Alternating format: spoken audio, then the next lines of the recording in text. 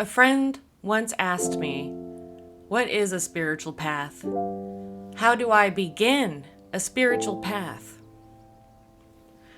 I want you to know that you are a spiritual being, and you always have been. The spiritual path begins even before we are born, and it continues with us through death into every life and beyond heaven. You are the spiritual path, and the path is you. I know of a wonderful businesswoman. She's a young go-getter, just started her own company, and she has run into obstacles. She has sought out mentors older than her and wiser to gain wisdom and experience that she might do better at growing her business. As a person in a leadership role, she must learn how to handle her employees. She must learn how to balance her work with her personal life. She must find meaning in every day that she goes into the office, and she must find a way to motivate others even when she is not motivated. And this is a spiritual path. I know a man who was born in a religious country far overseas. He grew up praying every day with his family. He read from the holy books day after day and learned them inside and out, and he recited prayers in school. And then when he left that country and he took on a science major, he decided he didn't really see the point in believing in anything because it didn't make sense to him anymore, and so he became an atheist. And this is a spiritual path. I know a young woman with a social work degree. She is a healer who works with the public trying to help people recover from the situations life has dealt them. She goes to work every day where she deals with people dropping into her office to demand her time and attention and her patience. She is always tending to the needs of others. And in all of this sacrifice, she looks at her social work degree and she wonders if she is truly called to serve in this capacity and if this job was meant for her. I know of a child who lost a parent, and I know of parents who have lost children, and their grief destroyed them. They are still stumbling through it even years or decades afterwards, trying to figure out a way to resolve a relationship with a person who has left this life. And this is a spiritual path. You have always been on a spiritual path, and no event in your life that has happened to you has been wasted. It is all towards the purpose of spiritual growth. Life itself is a spiritual path that you are on, whether you knew it or not, whether you agreed to it or not, whether or not you were aware of it. You have been practicing spirituality since the moment you came into a body, and you will be practicing until the moment you leave. The only choice really is to understand that this is a spiritual world in which we live, and embrace your practice with open eyes, humility, and a willing heart, or to remain oblivious to it and continue to live without intention. We engage with our spirituality through our intention. The first stage is humility, which is realizing we cannot do this alone, and we need something greater than ourselves to make sense of the world in which we live, whether that means we have faith, or we adopt a meditation practice, or we simply begin to cultivate virtues and serve the highest good. When we come to this realization, a great mentor or spiritual teacher will come into your life. They might not be a priest, a pastor, or a monk. They might be a friend, a mother, a boss, an employee, a colleague, or a child. We've reached the crossroads, and the turning point is realizing that all along this world has been spiritual, and all along you have been learning spirituality. And now, perhaps it is time to take the blinders off and get down to the true work of your soul, which you came here to do. All of life is resonating to a pure and perfect vibration of unity. We seek this vibration whether we realize we are seeking it or not, because naturally we yearn for peace.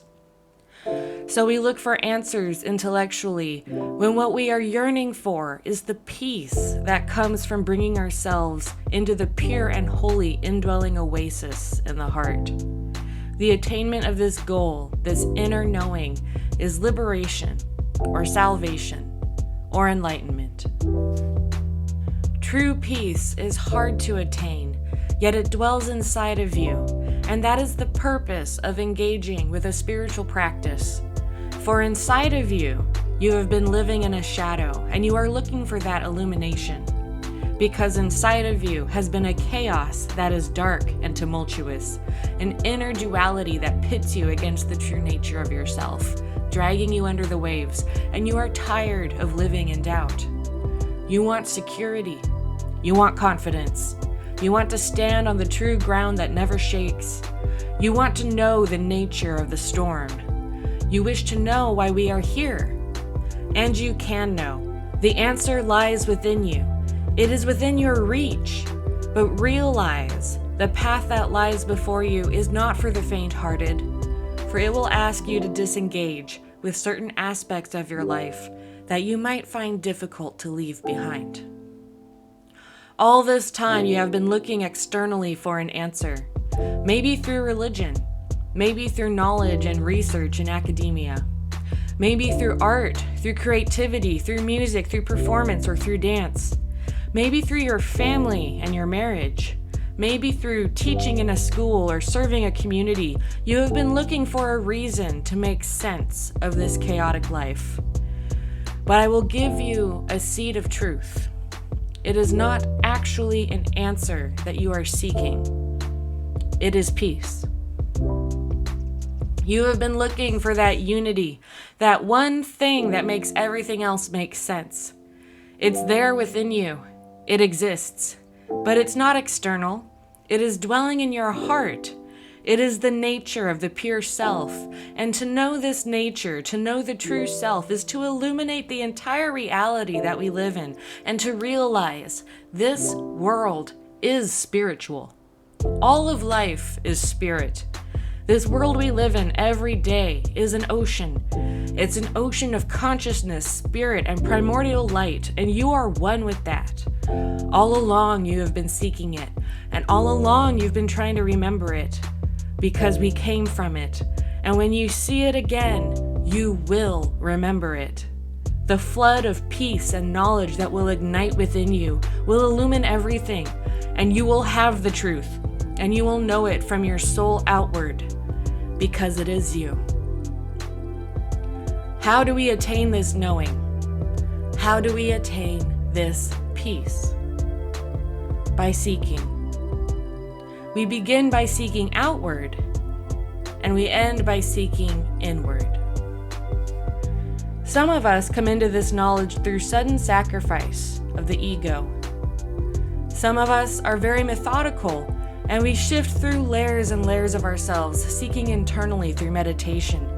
But the only answer you will have to your question lies within you, and it is up to you to find it. And I don't mean this as a platitude. I mean this as a divine goal. This is the work of your soul to come into this illumination, this unity, and this peace. And from that, you will understand everything. So your question was, when do I begin a spiritual path?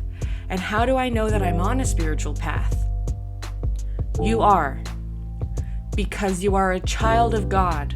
A child of this universe, and this is your inheritance, to be spiritual. It needs no justification. It is your true nature, this great love and unity that was meant for you from the beginning. It is yours to grasp and yours to attain. You have been fumbling towards it since the moment you were born, and what you are beginning to realize is that everything in this external reality we dwell in is an illusion until you find that truth within.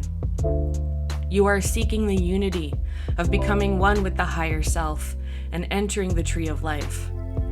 And it is by seeking that you will find it. By intention, you will know it. Through divine will, you will manifest it. And this is the spiritual path.